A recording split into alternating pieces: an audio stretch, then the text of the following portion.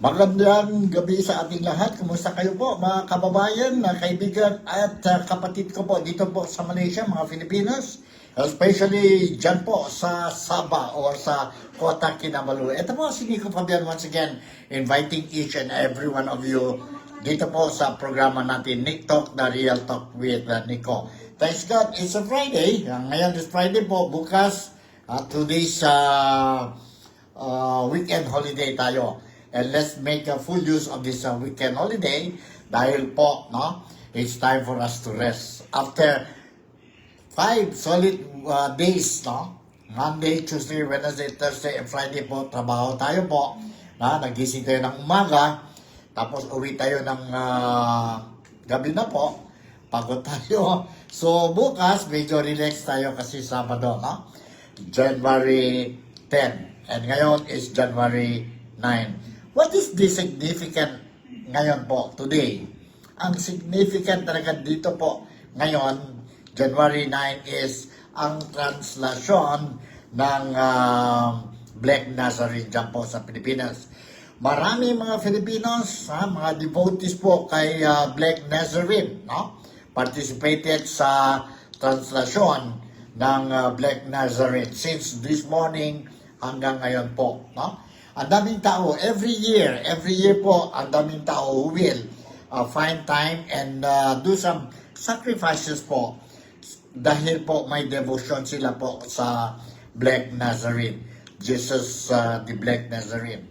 And I for one, ako din po, isang devotees ni Black Nazarene po, no? Na whenever we ask something from him po, he will always answer. He will answer. He will always answer. Kaya nga po nagiging popular itong Quiapo Church natin sa Maynila, apart from being one of the oldest churches dyan po sa Manila o dyan po sa Pilipinas.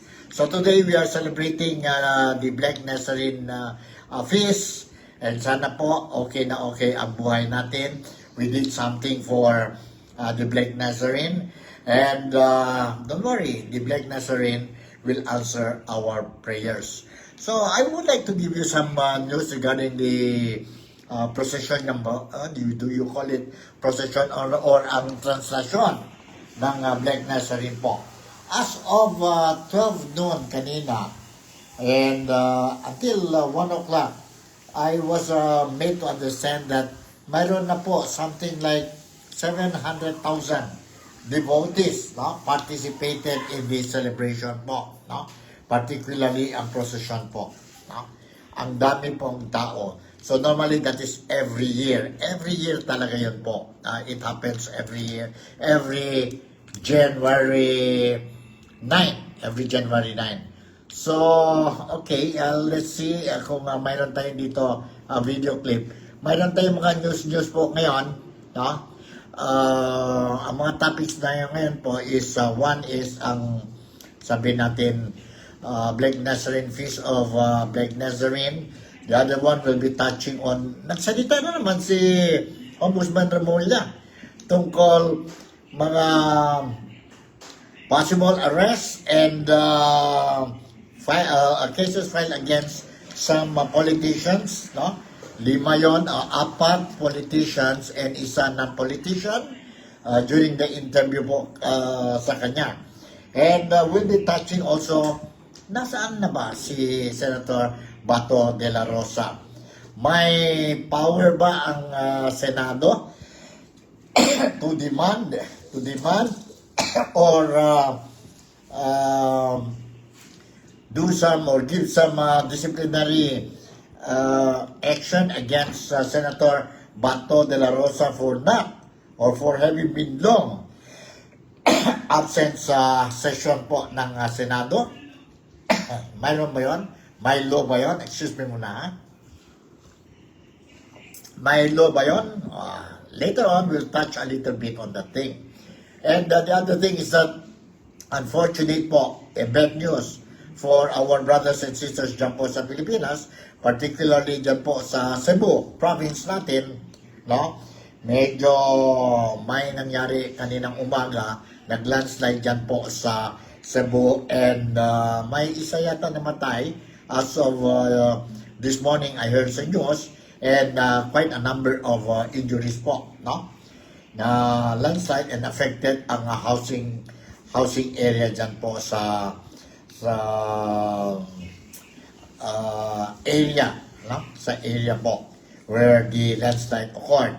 So mayroon tayong mga balita, but anyway, first and foremost po, I want to share with you po, no, ang latest developments tungkol dyan po sa Feast of Nazareno, ha? Ang Feast of the Black Nazarene. So I'll try to see kung I can give you video clip po, no? Video clip. Alright, sandali ha. Okay, mayroon tayo dito nag-prepare din. Don't worry, I prepared something. But before I'll give you a video clip po, let me read you a news article regarding sa Feast of Black Nazarene. Now, according to the Philippine Star or Philstar po, the number of devotees attending the annual translation of the Black Nazarene was nearing 700,000 people by noontime this or today po. According to the official from the Quiapo Church. The Quiapo Church command post said that as of 12 p.m. today po, an estimated 487,000 people were at Ayala Boulevard, 194,600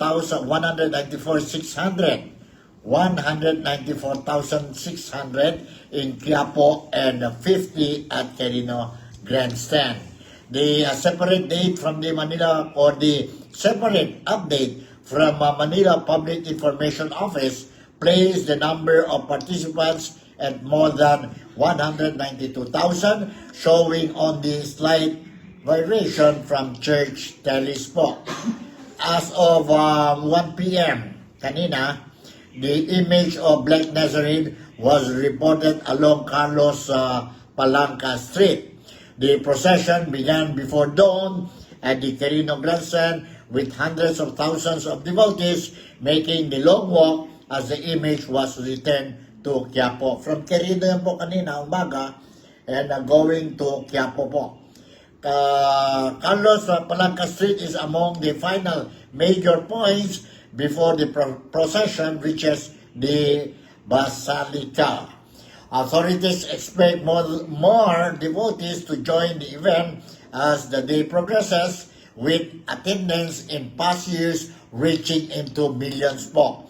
During the 2025 translation, Quiapo Church officials said the celebration drew something like 8.12 million devotees po. Last year, 8.12 million people or devotees participated dyan po sa procession niyang Black Nazarene.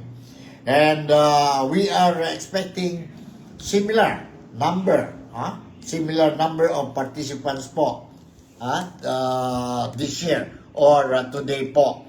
Malapit na yan po sa Quiapo Church. Returning back to Quiapo Church pa ang image ni Black Nazarene po. Most likely mamayang gabi pa yan po magdating doon. The whole day yan po ang travel, no? Kasi ang daming tao. So, yun ang latest natin tungkol sa Black Nazarene. Huwag natin kalimutan, especially mga devotees, especially those nasa bahay lang po, no? Mga senior citizens, yung may sakit, na let's continue to pray po, no? And continue our devotion to the Black Nazarene po, no? To the Black Nazarene. So, it's a good start, starting of the year, January, and celebration agad ni Jesus of Black Nazarene. Alright. So, sana. Ngayon, I want to share with you. I'll see if I can share with you itong video clip. Meron ba tayo video clip po tungkol sa report ng Black Nazarene? Let's watch and listen to this report po. Sandali, ha? Mahigit 20 individual ang inisyal na naiulat na natrap matapos gumuho ang landfill. Hindi pala ito. This is the landfill. What I'm trying to give you is, ito po. Pero hindi medical tent dyan at saan-saan ba sila nakapwesto para doon sa mga deboto na makakaranas ng masamang pakiramdam? Magandang umaga, Ella. Sa ngayon, sa mga oras na ito ay wala pa namang dinadala na mga pasyente dito sa Advanced Medical Post na inilatag ng Manila City Disaster Risk Reduction and Management Office sa Kartilya ng Katipunan. Ngunit sa tala ng Manila DRRM Office, as of 11 a.m. ay nasa 319 na mga pasyente na natulungan mula sa mga nakalatag na standby medic station sa mga dadaanang ruta ng Andas. Ayon kay Arnel Angeles, Incident Commander ng Manila DRRMO, karaniwang idinaig na mga pasyente na dinala sa mga first aid station ay pagkahilo, high blood pressure at hirap sa paghinga. Ang mga dinalang pasyente sa standby medic station ay bibigyan muna ng paunang lunas. Ngunit kapag lumala ang sitwasyon ay saka na ito dadalhin dito sa Advanced Medical Post o di kaya sa ospital. Samantala kagad din nagsagawa ng paglilinis ang mga tauhan ng Manila Department of Public Safety sa mga kalat na naiwan ng mga deboto. Bukod sa pagwawalis, nagsagawa rin sila ng flushing para tuluyang maalis ang dumi sa lansangan. Ayon naman sa Manila City Public Information Office, nakadepende sa lokasyon ng Andas ang pagsasagawa ng pagbubukas ng isinarang kalsada. Ayon din sa Manila PIO, sa mga oras na ito ay bukas na sa mga motorista ang Rojas Boulevard at ang Top Avenue. At paalala din ng Manila DRRMO na kung may masama na pakiramdam ang isang tao, ay iwasan na kung maaari na pumunta sa mga ganitong mataong lugar at sikapin din na hydrated, lalo na nga kapag mainit. Diyan muna ang ating update mula rito sa Maynila. Balisin nyo dyan, Ella. Alright, na yun po, narinig natin ang update na tungkol sa Black Nazarene, Feast of Black Nazarene dyan po sa Manila as of noon time kanina po, no? As of noon time kanina. And sila marching towards Quiapo Church pa po ang image ni Jesus of the Black Nazarene. And of course, expected, as always expected, ang dami po mga devotees who are attending this procession. This procession po. Alright, the next video clip that I want to share with you po is itong tungkol, as what I said earlier, ang unfortunate or sad incident that occurred or happened dyan po sa Cebu. So mga latecomers natin dito po sa Nick Talk, Daily Talk with Nico, let me remind you po, nandito kayo sa programa Nick Talk, Daily Talk with Nico, and this is si Nico Fabian, and inviting all of you, ang mga kababayan, kapatid, kaibigan ko dito po sa Malaysia, mga Malaysian friends natin po. This program is also dedicated to all overseas Filipino workers, kung nasan man kayo po, be it in Saudi Arabia, Kuwait, London, or the United States, or nasa Thailand kayo po, Singapore, Japan, or elsewhere. This is the program intended for all of you. Same intention goes to our kababayan Filipinos and kapatid natin po dyan po sa Pilipinas. Welcome na welcome kayo po dito sa programa natin. Alright, at this time, I will share with you ang report what really happened dyan po sa saan ito? Sa Cebu. Sa Cebu. May isa namatay, several injured po, no? After they experience, ang mga tao doon po, residente, experience ang landslide. Let's watch and listen to this report. Mahigit 20 individual at inisyal na naipunan na natrap matapos gumuho ang landfill na tumama sa staff housing at opisina ng Prime Waste Incorporated sa Barangay Binaliw, Cebu City kagabi, January 8. Batay sa paunang ulat, bandang alas 7:35 ng gabi, 7 biktima na ang naisalba. 3 sa mga ito ang nasa kritikal na kalagayan, isa ang kailangang agarang gamutin, 2 ang may minor na pinsala, at 1 ang idineklarang wala ng buhay. 4 sa mga biktima, kabilang ang mga nasa kritikal na kondisyon, ang dinala sa Visayas Med Hospital, habang ang nasawi ay inilipat sa North General Hospital. Agad na nag-deploy ng mga ambulansya, rescue truck mga pulis at traffic personnel ang mga otoridad. Nagtayo rin ng incident command post, staging area at advanced medical post para sa mas maayos na rescue at medical operations. Sa official statement na ilabas ni Cebu City Mayor Nestor Archibal, hinihiling nito sa publiko na manatiling kalmado at iwasan ang lugar upang makapagtrabaho ng maayos ang mga responders. Patuloy pa ang search, rescue at retrieval operations habang sinusuri pa ang lawak ng insidente. Alan Manansala, UNTV News and Rescue. Diyos ang aming sandigan, serbisyo publiko ang aming pinahahalagahan. Alright, yun po ang report coming from Manila po, no? Regarding what happened dyan po sa Cebu. Okay, tingnan natin if I can give you also some information regarding ang landslide dyan po sa Cebu, no? Sa Cebu. Hold on, let's see po, no? Let's see saan tayo, where can I get this news? Tingnan natin po. ABS-CBN ba yun? Mayroon ba yun sila report na tungkol sa landslide? Sandali po. So siguro sa Philstar. Tingnan natin sa Philstar. Baka we can get something from Philstar. Alright. Philstar. Mayroon tayo dito po ang ADIS. You will have an idea po, no? So far, ang report ng Philstar, the latest updates sa report ng Philstar, legit media outlet, ito po, newspaper dyan po sa Pilipinas, sabi niya ang Philstar garbage landslide in Cebu kills 1, injures 12, and leaves 38 missing. Okay, the garbage landslide at a Cebu landfill caused the collapse of a materials recovery facility and nearby staff housing, killing 1 person, injuring 12, and leaving 38 others missing as of Friday morning, January 9. According to the National Disaster Risk Reduction and Management Council, search and rescue operations are ongoing at Barangay Binalyu, Cebu, where multiple people were reported trapped under debris on Thursday afternoon, January 8, when the landslide occurred. Ano ito po? Diyan ang landslide po, it happened dyan po sa Cebu landfill. Ano ba ito, landfill? Yun po, yun where we throw our mga basura po, mga basura. So, mayroon tayo, kung sa Manila yan po, we call it ang Smoking Mountain. Kasi dyan po ang mga basura po, no? And dami din yung mga tao, scavengers, no?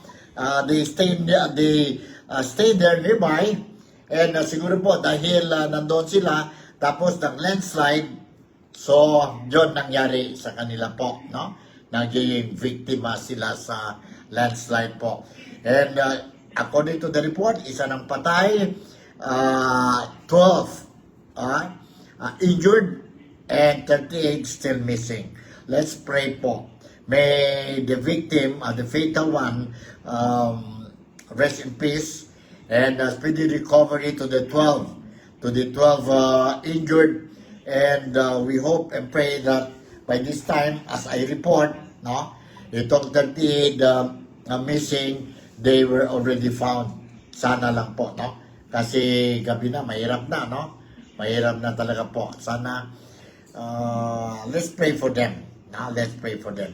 So, yun ang latest natin tungkol sa Cebu, tungkol sa Black Nazarene, the Feast of Black Nazarene po.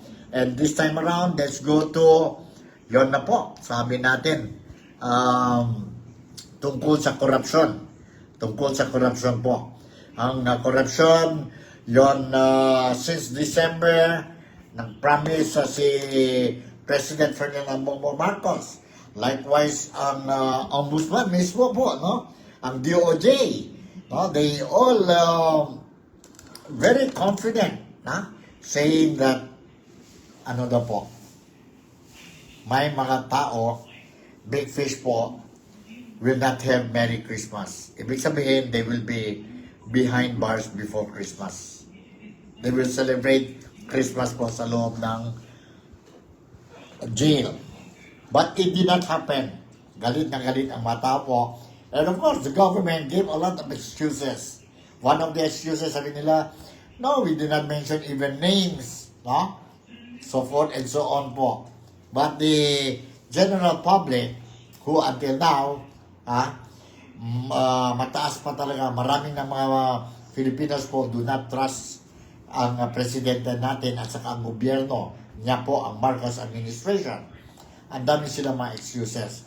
And right after, a day after ang Christmas celebration, December 25th, and then 26 yata yun, 27, sabi naman ng gobyerno na, sabi ang Malacanang, na marami daw po will be behind bars po sa bagong taon po. And let's see po, now is already 9. Wala po, except si Vizcaya, Vizcaya, hanggang ngayon wala pa. But anyway, today, si Ombudsman Remulla already mentioned, mayroon na po, they are filing cases against these individuals, personalities po. Apat yata yung politicians and isang non-politicians po. No? That includes na po si Senator Jinggoy Estrada, former Senator Bong Revilla, sino-sino po yan po. But mayroon tayong dito footage po, and I'm going to share with you. Kayo nang bahala po. You listen to the statement made by Ombudsman Remulla, and kayo na din bahala po whether you want to believe what he said or ano po, kayo nang bahala. No? I will leave it to you po. Kasi ang trabaho ko po is just to share with you what I have so that you will be properly informed po. So in the meantime, let's watch to this report po. Let's watch to this report. Dalawa pa posibleng madagdag sa tatlong kasalukuyan ang dating senador na humaharap sa preliminary investigation ng DOJ sa anomalya umunong flood control project. Ayon kay Ombudsman Jesus Crispin Remulla, Yung tatlo muna, pero parang meron pang-apat na tinitingnan namin at pang-lima, pero yung pang-isa senador, yung isa hindi na senador.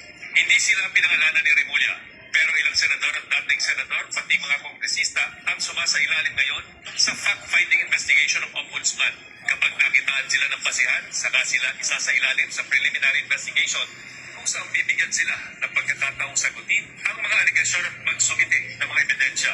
Kung may sapat na ebidensya, saka sila sasampahan ng kaso. Sabi rin ni Remulla, magiging matipid na raw siya sa pagbibigay ng mga detalye kung kailan magsasampa ng kaso at posibleng maglabas ng arrest warrant. Kasi it's misinterpreted and some people want to push the issue more and try to put a date. I will not do that. Tapos na tayo ron. I think we've learned our lesson from that. Hindi raw alam ni Remulla kung saan nakuha ni Senadora Amy Marcos ang sinasabi nitong petsang January 15 para sa pagsasampa ng kaso laban kina dating Senator Bong Revilla, Senator Jinggoy Estrada at Senator Joel Villanueva. Buti siya alam niya, ako hindi ko alam yun. So there's no truth to that. Ewan ko na sa nagagaling. Ang Malacanang dumistansya sa impormasyong nakuha rin umano ni Marcos na ilang dati at kasalukuyang senador ang sunod na kakasuhan kaugnay ng flood control scandal. Pinamulaan din ng palasyo ang nakuhang impormasyon ng senadora na bubuo din sa Pebrero ang Independent Commission for Infrastructure. Wala po na pag-uusapan kung magkakaroon ng replacement, pero nagpapatuloy pa rin po ang ICR. Pero ang in-expect po ng Pangulo ay magkaroon din po ng batas para magkaroon ng independent commission. Chino Gaston nagbabalita para sa GMA Integrated News. Alright, dahil lang po, narinig natin si Ombudsman Remulla. Ang problema sa kanya po, I'm sorry, this is my own personal opinion. Ang problema sa kanya po, since last year, mahilig talaga siya sa mga press conference po, exposure, publicity po. No? When he was still the DOJ, ganon ang style na po. Because he is aiming that post to be the next ombudsman. And ngayon po, nandyan na po siya sa pwesto, ganon pa rin po, no? Last year, December, he keep on saying, talking a lot, promises and promises po together with his boss, si President Ferdinand Bongbong Marcos, and his brother, si DILG, Jovi Cremula. Ganon po, the hungry of publicity. And ngayon, what he's saying, he learned something already po. And he's trying to put, in a way, trying to put why they did manage to fulfill ang mga promises nila po because too much expectation now ang publiko. Kayo po nagbigay ng false hope. Kayo nag-announce a lot of things. You gave us false hope. Excuse me. We just reacted. We just reacted po. And now you want to blame us? No way. We will not accept that. No? We will not accept that. But anyway, nandyan na po. Let's watch and see. The Filipinos are watching sa inyong lahat. We are watching po. And you yourself knows that Filipinos are fed up with all your lies and empty promises. What we want is turn your words into action. Diyan lang po. Sana lang po you will be able to do that. Alright. The other issue that I'm going to touch is my final issue for today. Excuse me, today is Friday. Is yun po. There will be another big rally. Big rally po to be organized next month. Next month yun po, and that will be on February 25 during the anniversary of People's Power. So they are not preparing. Ang problema lang po, baka dalawang venue yan. No?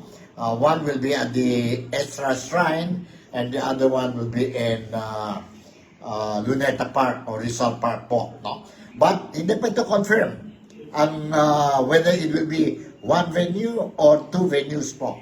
They are now still preparing, organizing po for the next big rally. And more details pa po. We are waiting for more details regarding itong rally. Ano talaga ang team nila, ano talaga ang purpose, sino-sino po will be attending. No? But anyway, this morning, mayroon na interview sa conveyor ng itong event mo. Si Professor David Michael San Juan, and he was interviewed during the program of Ted Filon. Of Ted Filon po, this morning. And nandito po, I will share with you ang interview so at least you will have an idea about the upcoming big rally, no? Sa February 25. Nandito po. Let's watch and listen to this. Open po tayo sa ganoong posibilidad kasi nakita natin na maraming undersecretary at cabinet secretary mismo ay tila isinangkot ng mga resource persons sa mga sinasabing may kinalaman din dito sa flood control, mga malalapit sa presidente sa palasyo at tumanggap rin si President Marcos ng campaign donations from contractors. So pinag-aaralan natin lahat ng available na datos at umaasa tayo na magkakaroon pa ng mga future whistleblowers, may mga lalabas pang ebidensya. Basta tuloy-tuloy na mapalawak at mapalalim ang investigasyon. Kaya yun nga ang panawagan natin sa ombudsman at iba pa ahensya. Seryosohin nila yung trabaho nila, diba? No sacred cows. Wala dapat saktuhin ang investigasyon. Kasi parang nagkalimutan noong December, ngayon, hindi pwede yan. So kaya yun din ang gusto natin mangyari sa ating mga kababayan. Tuloy-tuloy natin pag-usapan, tuloy-tuloy tayo mag-usap-usap, magpalakas, magparami para sa Feb 25 at lagpas pa. Siguradong ipapangalampag natin ito na wakasan na ang sistema ng mga corrupt na political dynasty. Prof. David, saan yung magiging venue natin since anniversary yan ng EDSA? Sa EDSA po ba yan or sa Luneta? Sa ngayon, wala pang definite na napag-uusapan, pero malaki ang posibilidad na may program sa EDSA, most probably. Pero siguro open din sa possibility na kung sa Metro Manila, pwede kasi ang mangyari, di ba? Pwedeng umaga may pagtitipon din sa Luneta kasi hindi naman lahat nakakapunta sa EDSA, pero magsasama-sama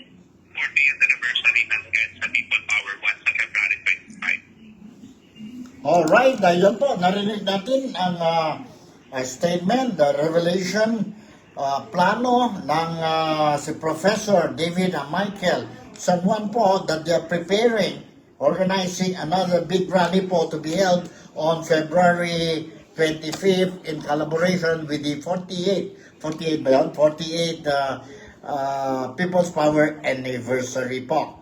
So, ang dami pa po, marami pa to be confirmed ang exact venue nila po, kung isang venue lang ba, dalawa, kung ano ang team nila, and sino-sino will be participating, and ano talaga ang purpose nila po is, ano ito na ba, ang pinaka malaking rally nila after waiting for how many months hanggang December, wala pa, nobody was except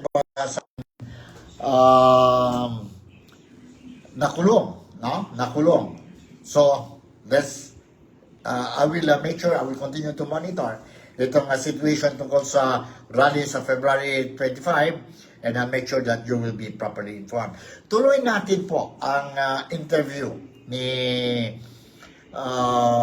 Professor David Michael San Juan during the program ni Ted Felon. Let's watch and listen to this po. Ha? Let's watch and listen to this interview. Hold on, ha? Alright, nandito.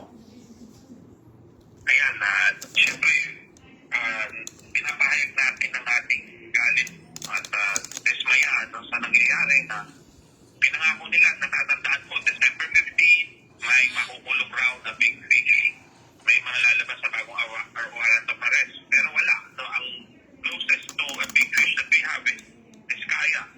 Pero bukod doon, senador, kongresista, walang major na nakasuhan at or nakulong. Ang congressman lang na nakasuhan ay si Saldico, pero yun pang nasa ibang bansa, di ba? So sa tingin ko ay napansin nating lahat na yung medyo pagbabago ng tono.